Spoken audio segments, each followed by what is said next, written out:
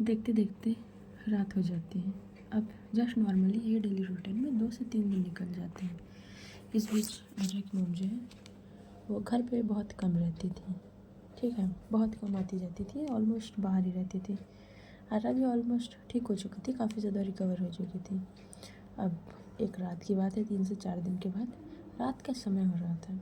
सब कोई डिनर करने के बाद अपने अपने रूम में जाने लगते हैं, जहाँ सांझ 2 दिन से काफ़ी ज़्यादा टेंस में लग रही थी। ये सारी चीज़ निशा तो नोटिस करती है बट वो कुछ बोलती नहीं है। फिर उसके बाद वो लोग अपने रूम में जाते हैं।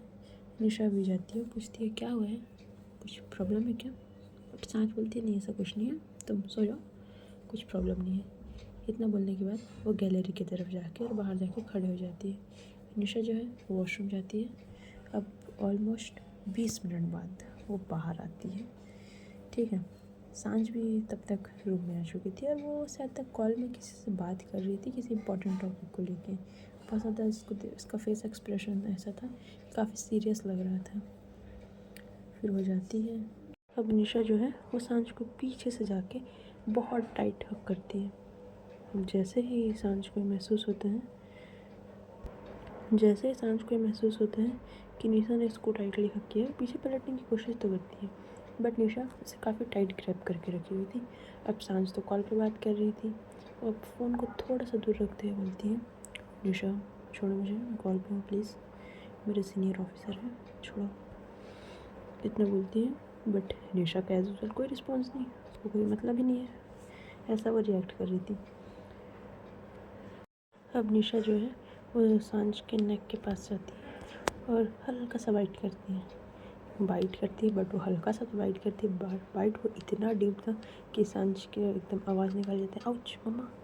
तो इतना ही बोलती है और दूसरी तरफ से जो फ़ोन से ऑफिसर थे वो बोलते हैं सांझ आर यू ओके, कोई प्रॉब्लम है क्या, आप ठीक तो हैं? सांझ थोड़ा घबराते हुए जी जी जी सर सब ठीक है, एक्चुअली मैं आपको थोड़ी देर में मैं आपको कॉल बैक करती हूँ, वैसा थोड़ा विस्पर करते हुए कॉल कट कर देती है। अब कॉल कट करने का तो जैसे ही पीछे पलटती है भाई, वो निशा को देख के शॉक्ड।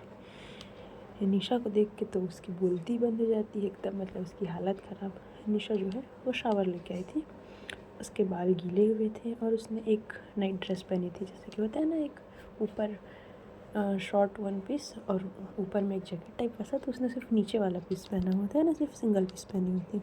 उसमें वो कई हॉट लग रही थी, इतना बेहतरीन लग रही थी उसमें कि सांझ उसको देख के उसकी बोलती बंद हो जाती है। सांझ अपनी लो वॉइस में बोलती ये क्या पहना है तुमने? निशा बोलती है कुछ नहीं, बस ड्रेस है, नहीं दिख रहा क्या तुमको? इतना बोलती है और वो सांझ के करीब आती है, उसके नेक को पकड़ते हुए स्लो वॉइस में बोलती है क्या तुमको दिखाई नहीं दे रहा है बेबी कि मैंने क्या पहना हुआ है? इतना ही बोलती है। अब जो निशा की सांसें वो सांझ की सांसों से टकरा रही थी, सांझ की हालत ख़राब। और सांझ बोलती है निशा देखो थोड़ा सा दूर हटो, मेरा ये सब चीज़ का कोई मूड नहीं है, प्लीज़ अभी मैं थोड़ा परेशान हूँ। तो सांझ बोलती है अच्छा परेशान हूँ? इतना बोलने के बाद उसको नेक को पकड़ती है और उसको अपने करीब करती है, फिर उसके होठों पे अपने होठ रखती है और उसको इतना डीप किस करना स्टार्ट करती है कि सांझ अपने आप को कंट्रोल ही नहीं कर पाती है। फिर निशा उसको इतना डीप किस करती है, सांझ भी उसको डीप किस करती है। फिर सांझ जो है वो निशा को कमर को ग्रैब करती है और उसको अपनी ओर पुल करती है। पुल करने के बाद बोलती है क्या इरादा क्या है तुम्हारा आज? तुम तुम्हारे डालोगे लग रहा है मुझे। इतना बोलने के बाद उसको अपनी गोदी में उठा लेती है। निशा बोलती है अरे अरे अरे क्या क्या क्या नीचे उतारो मुझे प्लीज़, छोड़ो मुझे, गिरा दोगी तुम। सांझ बोलती है अरे इतनी आसानी से कैसे भाई, पुलिस वाली हूँ मैं, भूल गई क्या तुम? ट्रेनिंग की है मैंने, जिम भी ज्वाइन किया है मैंने, ऐसे थोड़ी गिरा दूँगी तुमको। इतना बोलती है। इतना बोलने के बाद साइड में एक ड्रॉल रखा था, उसको वहाँ बैठाती है। Drawer in the sense side table रखा था, जस्ट लाइक स्टडी टेबल, वहाँ उसको बैठाती है और उसको काफ़ी वर्डली किस करने लगती है। फिर निशा भी उसको किस बैक करती है, सांझ किस करते करते निशा के नेक पे बाइट्स करती है। निशा की तो हालत ख़राब। निशा जो है बोलती है आउच सांझ आराम से घर में सब लोग हैं, ज़्यादा निशान आ जाएंगे तो क्या सोचेंगे, अरे कि मम्मी क्या सोचेंगे? तो जो हमारी सांझ बोलती है इट्स ओके, कोई कुछ नहीं सोचेगा, और कोई सोचेगा तो बता देना कि मैंने किया है। तो निशा उसको बोलती है नहीं बिल्कुल नहीं। अब देखते देखते जो है निशा को जो सांझा काफ़ी वाइल्ड किस कर रही थी। अब किस करते करते देखते देखते वो जो है निशा ने जो ड्रेस पहनी थी उसमें कुछ जिप्स टाइप लगी हुई थी, यानी चैन इन द सेंस। वो चैन को हल्का सा ओपन करती है तो निशा के देखते हैं निशा के जो क्लॉथ्स है वो सारे रिमूव हो गए थे। सांझ निशा को थोड़ा सा दूर करती है और मैं उसको एकटक देख रही थी। निशा तो पूरी तरीके से भाई शर्म से लाल हो चुकी थी। वो बंदी ऐसा उसको देख रही है। फिर वो सांझ के टी शर्ट को पकड़ती है, उसके कॉलर को, और अपनी तरफ खींचती है और उसको हक करते बोलती है सांझ क्या कर रही हो तुम, ऐसा मत देखो प्लीज़। इतना ही बोलती है तो सांझ बोलती है अच्छा तो मैंने बोला था ऐसे बन के आने के लिए। फिर उसके बाद जो सांझ है वो निशा को काफ़ी वाइडली किस करती है। किस करते करते उसको अपनी टेबल में बैठाई थी, टेबल से उठाते हुए उसको जो है बेड की तरफ लेके जाती है और बेड में जाकर जस्ट लाइक पुश कर देती है उसको। और निशा बोलती सांझ क्या क्या कर रही हो तुम। इतने बोलते सांझ बोलती है अच्छा मैंने तो अभी कुछ किया ही नहीं। इतना बोलने के बाद जाती है, फिर उसको किस करती है, बाइट्स करती है। धीरे धीरे देखते हुए जो सांझ है उसका भी सारे क्लॉथ रिमूव हो चुके थे। फिर अब देखते देखते जो है ये दोनों एक दूसरे के प्यार में इस तरह से गुम होते हैं भाई कि पता ही नहीं चलता है कि कब से दोनों एक दूसरे को, कभी सांझ निशा के ऊपर तो कभी निशा सांझ के ऊपर, ऐसा चल रहा था। फिर देखते देखते जो है दोनों थक जाते हैं और थक के एक दूसरे की बाहों में सो जाते हैं। एक्चुअली यहाँ पर निशा का ये मकसद था कि सांझ जो है वो काफ़ी टेंस है तो उसके माइंड को डाइवर्ट करना, और निशा को पता था इससे अच्छा रास्ता कुछ है ही नहीं सांझ के माइंड को डाइवर्ट करने के लिए, इसलिए उसने ये स्टेप लिया था। ठीक है, अब ये दोनों तो सो जाते हैं। अब यहाँ दूसरी तरफ रात के लगभग 2:30 बज चुकी थी। आर्या जो है वो उठ के बैठी थी, उसको शायद नींद नहीं आ रहा था। साक्षी को देख रही थी। साक्षी बहुत आराम से सो रही थी, बट आर्या की आंखें अभी भी खुली हुई थी और शायद वो किसी सोच में थी, किसी बातों को लेकर वो परेशान थी। उसके चेहरे पे एक मायूसी टाइप से और एक उदासी थी। वो देखती है, साक्षी को देखती है एकटक, देखने के बाद उसकी आंखों में हल्के से आंसू टाइप से थे। वो उसको क्लीन करती है और उठती है वहाँ से। उठने के बाद साक्षी के फेस को हल्का सा टच करती है, फिर टच करने के बाद वो रूम से बाहर जाती है।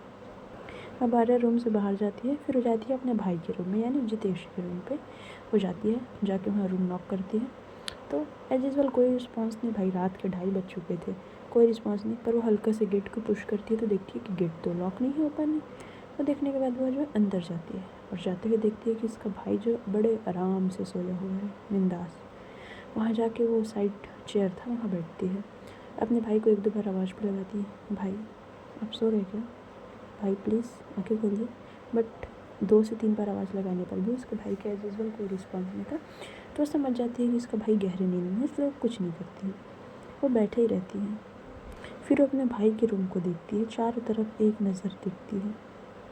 फिर वो वहाँ से उठती है और उठते हुए जैसे ही वो रूम से जाने वाली थी, वहाँ पर एक स्टडी टेबल रखा हुआ था जहाँ पर लैपटॉप रखा हुआ था और कुछ फाइल्स थी और उसके भाई का फ़ोन था और एक ब्रेसलेट रखा हुआ था जो काफ़ी सुंदर था। वो ब्रेसलेट जो है काफ़ी जाना पहचाना था, क्योंकि आर्या ने हमेशा अपने भाई को उस ब्रेसलेट को पहने हुए नहीं देखा, कभी भी उसको अपने हाथ से अलग किए हुए नहीं देखा। एनी टाइम कभी भी उसको देखती थी, उसका भाई वो ब्रेसलेट को कभी अपने से दूर नहीं करता था। हाँ, सोते टाइम भी दूर नहीं करता था और नहाते टाइम भी दूर नहीं करता था, इतना तो आर्या को पता था। अब उसको थोड़ा देख के अजीब लगता है कि इसको इन्होंने कैसे निकाल के रखा है, और उन्होंने पूछा भी था कि इस ब्रेसलेट में ऐसा क्या है, तो उसका भाई एज यूजुअल बस कुछ नहीं, ऐसे मुझे अच्छा लगता है इसलिए पहनता, सब लोग के बाद को कई बार टाल दिया था।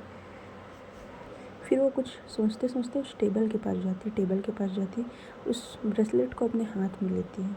हाथ में रखने के बाद उसको थोड़ा सा यूनिक पैटर्न लगता है। वहाँ एक साइड में एक हल्का सा कॉर्नर में बटन दिया हुआ था, वो बटन को प्रेस करते तो ब्रेसलेट जो है वो ओपन हो जाता है। अब जैसे ही वो ओपन करती है वो शॉक्ड हो जाती है। वहाँ एक चिप होता है ना पेन ड्राइव वाला, वैसा छोटा सा मेमोरी कार्ड लगा हुआ था। अब आर्या मेमोरी कार्ड को लेती है और देखने लगती है कि क्या है, क्योंकि उसको कुछ समझ नहीं आ रहा था। हाँ, जहाँ पर लैपटॉप रखा था वहाँ पर पेन ड्राइव भी था, तो पेन ड्राइव के साथ उस चिप को सबसे पहले एडजस्ट करती है, फिर उसको लैपटॉप में फिक्स करती है, फिर उसके बाद उसको ऑन करती है। ऑन करके फ़ोल्डर में जाके एज यूजुअल और फाइल चेक करती है, तो बहुत सारे फाइल में उसको कुछ नहीं मिलता, बट एक फ़ाइल था। उसको ओपन करते हुए शॉक्ड उसमें कुछ वीडियोस, कुछ फ़ोटो, ये सब देख के आर्या तो जैसे कि एकदम शॉक्ड, वो क्या बोले, उसकी जैसे बोलती ही बंद हो चुकी है, ऐसा वो शॉक्ड हो जाती है। सभी चीज़ों को देखती है। 15 मिनट देखने के बाद वो अपने भाई की तरफ देखती है और एकदम सीरियस लुक में, एकदम उसके मतलब मन में चल रहा था, भाई आपने मुझसे ये क्यों छुपाया? और मॉम, आज शायद मैं ये नहीं देखती था, आप मुझे तो कभी नहीं बताती ये चीज़। इतना बोलने के बाद वो उठती है, अपने भाई के ब्रेसलेट को एज यूजुअल बंद करती है और वो पेन ड्राइव को लेकर अपने रूम में चली जाती है।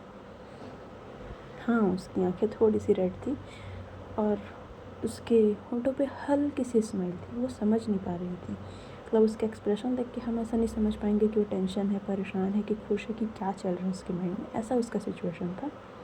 फिर वो अपने रूम में जाती है तो देखती है साक्षी जो है वो जग चुकी है और रूम में इधर से उधर चल रही है, नहीं टहल रही है। आर्या बोलती है क्या हुआ इतने नाइट में? साक्षी बोलती वही तो, कहाँ थी तुम इतने नाइट में? मैं 30 मिनट से तुम्हारा इंतज़ार कर रही हूँ कब से, तुम कहाँ चले जाती हो? आर्या उसके पास आती है, उसको बोलती है कुछ नहीं, बस पानी की बोतल ख़त्म हो गई थी तो मैंने सोचा नीचे से पानी पी के आते हैं। तो साक्षी जो है उसको हम देख के बोलती है रियली, तुमको लगता है मैं तुम्हारी इस बात पे यकीन करूँगी? तो आर्या जो उसको हक करती बोलती है बेबी ऐसा कुछ नहीं है, बस थोड़ा सा नीचे गई थी। इतना बोलने के बाद उसको रिलैक्स कराती, फिर बोलती चलो सोते हैं, काफ़ी रात हो चुकी है। इतना बोल के वो साक्षी को लेके लेट जाती है। हाँ, साक्षी ने आर्या के शोल्डर पे अपने सर रखे हुए थे और उसको होल्ड किया हुआ था, यानी हक किया हुआ था।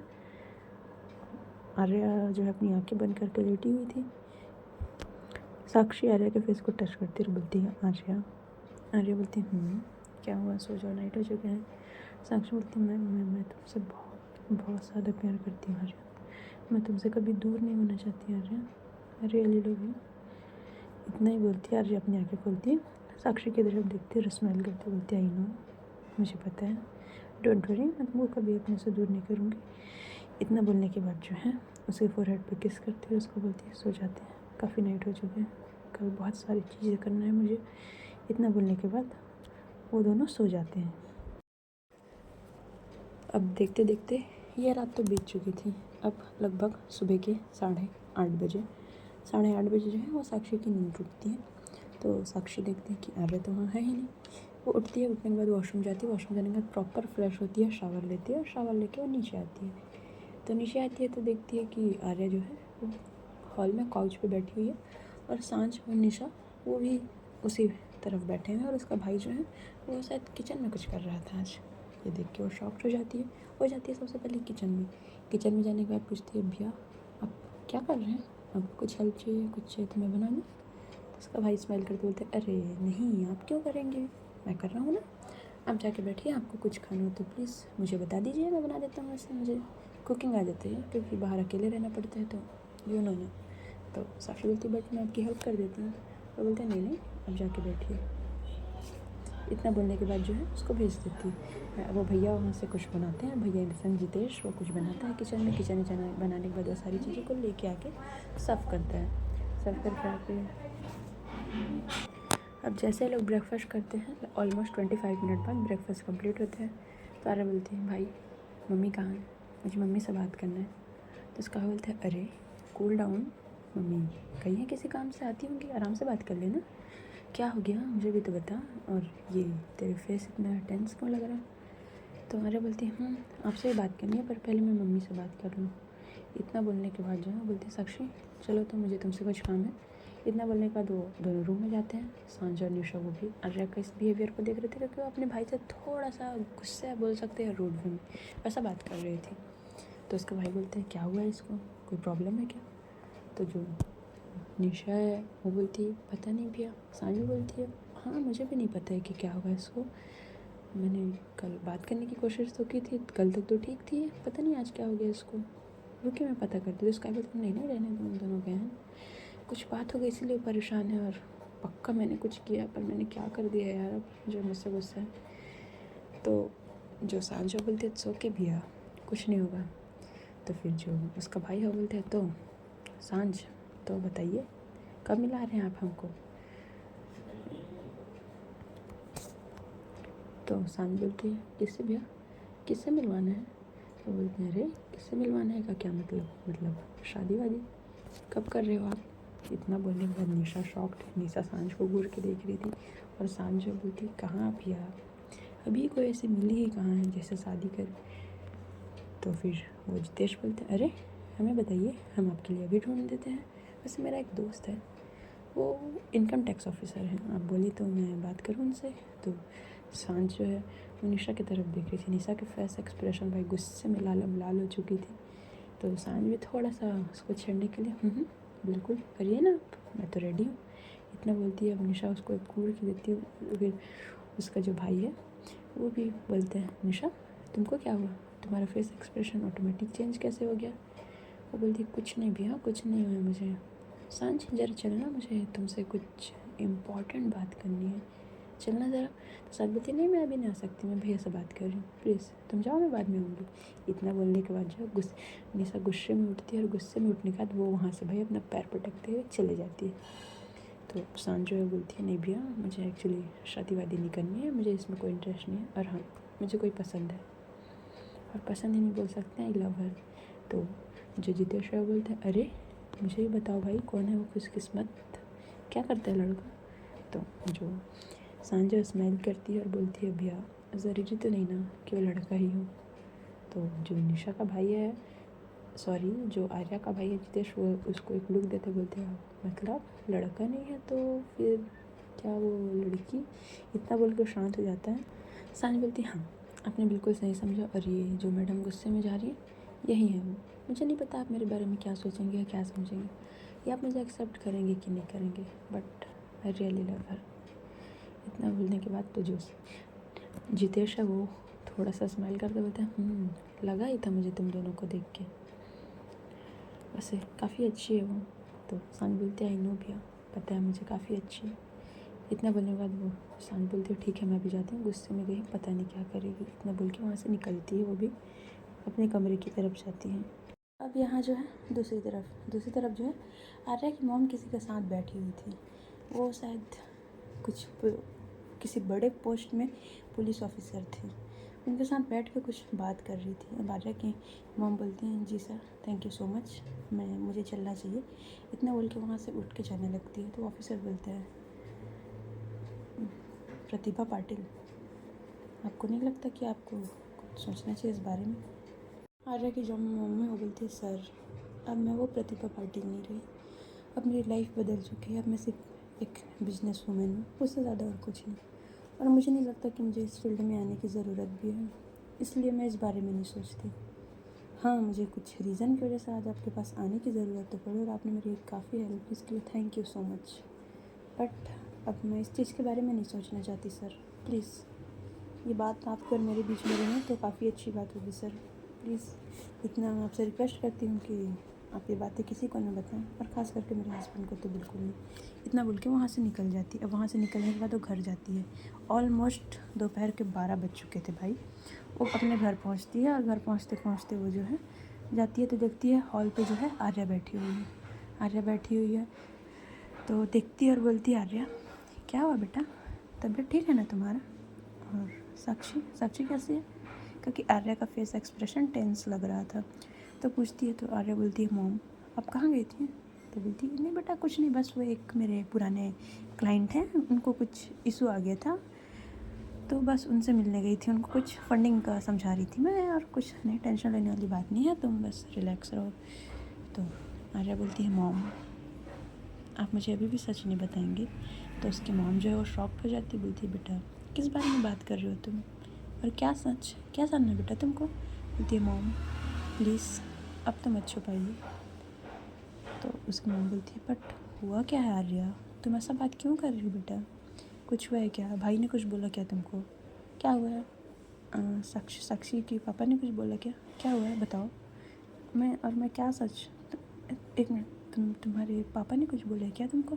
देखो बेटा अपने पापा को बातों को माइंड मत करो, मैं जानती हूँ थोड़े से गुस्से हैं तुम्हारे पुलिस फील्ड में जाने से, क्योंकि वो नहीं चाहते थे कि तुम पुलिस ऑफिसर बनो। तो आर्या बोलती हाँ वही तो मैं जानना चाहती हूँ कि वो क्यों नहीं चाहते थे कि मैं पुलिस ऑफिसर बनूँ। तो उसकी माँ शांत हो जाती है। तो फिर जो है आर्या बोलती मॉम आप मुझे नहीं बताएंगे क्या कि पापा क्यों नहीं चाहते थे कि मैं पुलिस ऑफिसर बनूँ, क्यों चाहते थे कि मैं बिजनेस वूमेन बनूँ, जबकि आपको पता है मुझे बिजनेस में कोई इंटरेस्ट नहीं है। हमेशा से मेरा रुझान पुलिस की तरफ ही था, बचपन से। आपने तो देखा है ना मुझे, और आपने जब सपोर्ट किया तो पापा क्यों नहीं करते हैं? मॉम, मुझे सिर्फ रीज़न जानना है। तो उसकी मॉम बोलती है, आर्या इस बारे में मुझे भी नहीं पता, प्लीज़ तुम जाओ और रेस्ट करो, तुमको रेस्ट की नीड है, बस कुछ और दिन, फिर उसके बाद तुम जा सकती हो। तो आर्या बोलती है मॉम, तो उसकी मॉम बोलती है आर्या मुझे कुछ नहीं सुनना है, प्लीज़ तुम जाओ, मैं भी जा रही हूँ, मैं थक गई हूँ। इतना बोल के वो जो है जस्ट थोड़ा सा आगे बढ़ी थी, सीढ़ी 1-2 सीढ़ी चढ़ चुकी थी वो। फिर आर्या बोलती है मॉम, मुझे पता है कि पापा क्यों नहीं चाहते कि मैं पुलिस फील्ड में जाऊँ।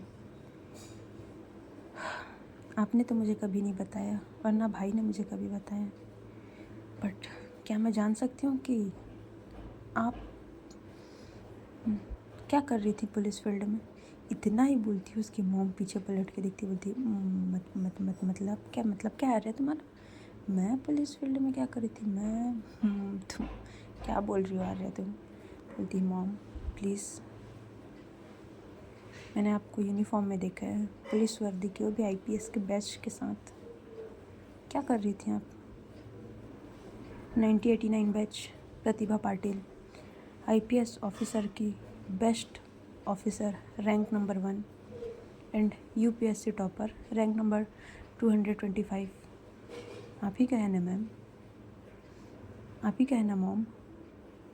अब उसकी मॉम ये सारी इन्फॉर्मेशन सुन के भाई शॉक्ड, और ये जितना ये आर्या बोल रही थी, तो आर्या जो सारी बातें बोल रही थी उसको सुन के सांझ शॉक्ड, वहाँ पर साक्षी शॉक्ड और निशा शॉक्ड। बस उसका भाई का एक्सप्रेशन नॉर्मल था और वो समझने की कोशिश कर रहा था कि क्या चल रहा है भाई, इसको कैसे सारी चीज़ पता है। तो आर्या की मॉम जो बोलती है, आर्या ऐसा ऐसा ऐसा कुछ नहीं है, मुझे क्या पता कि कौन है ये, और UPSC मैंने तो ऐसा कुछ एग्ज़ाम दिया ही नहीं कभी। वो एक्चुअली अपनी नज़रें इधर उधर करके बात कर रही थी और वो थोड़ा सा आई कांटेक्ट नहीं कर रही थी। तो बोलती मॉम, अगर आपने नहीं दिया तो आप आई कांटेक्ट क्यों नहीं कर रही हैं? प्लीज़ आप मुझे बताएंगे कि क्या था, और आपने जब आप पुलिस फील्ड में थे तो आपने क्यों रिज़ाइन कर दिया मॉम?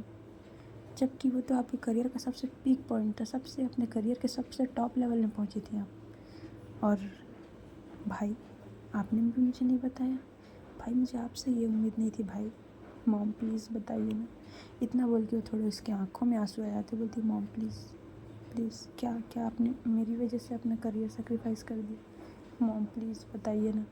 उसकी मॉम जो है उसके पास आती है, उसको हक करती, बोलती बेटा ऐसी कोई बात नहीं है, मैं तुम्हारे लिए अपना करियर तो क्या, मैं अपनी जान भी दे सकती हूँ, ये जॉब तो बहुत छोटी सी बात है, बट इस बारे में स्ट्रेस मत लो। इतना बोल के वो जो उसको शांत कराती है। तो गाइस आज की स्टोरी यहीं तक, देखते हैं आगे क्या होता है, क्या है आर्या की मॉम का पास्ट और क्या है उनका सच, और किस लिए उन्होंने, ये तो हमें पता चल गया कि वो पुलिस ऑफिसर थी, और किस लिए उन्होंने रिज़ाइन कर दिया ये भी हम आगे जानेंगे। और लाइक करके कमेंट करके जाना। तो चलिए बाय बाय, संडे एंजॉय कीजिए।